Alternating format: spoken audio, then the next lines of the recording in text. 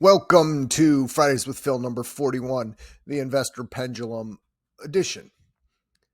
After 40 plus of these, clearly some are better than others, but I do think that this one may be the most important one. We call this the Investor Pendulum Edition because right now I think we're dealing with quite a bit of investor emotions. Markets have been down for quite some time. Rates are up, which is something, quite honestly, that most investors, certainly if you're under 50, probably haven't seen, which also triggers a lot of news, a lot of speculation about economies and all sorts of stuff that can really weigh on our brain. So here's the thing to remember. We are not, as humans, built to be successful investors. Our brain is wired to run away from pain, pull our hand off a hot stove, run away from a bear. We are not trained to accept risk and to be able to process it. So how do we get around that? Well, that's our job as advisors. That's what we do at Breakout Private Wealth.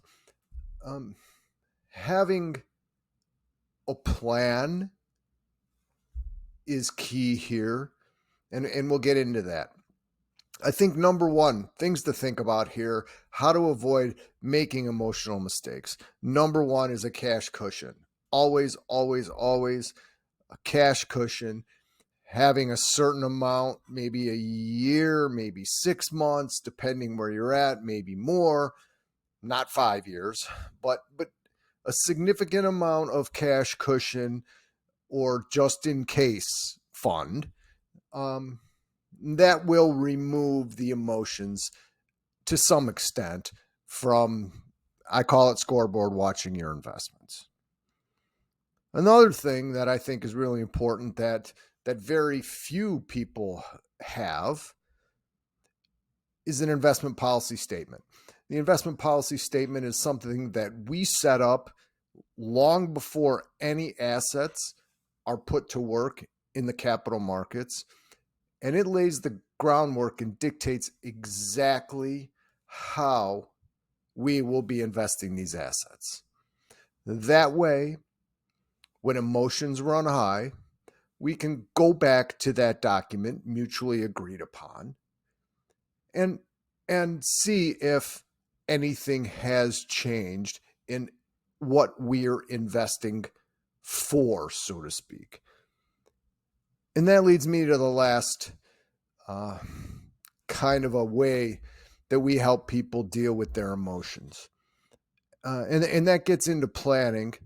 But I think the most important thing about planning is asking yourself, what are we investing for?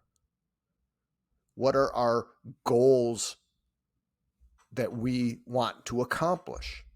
Well, if your goals are 5, 10, 15, 20 years out, what happens today, tomorrow, next week, next month, next year doesn't matter.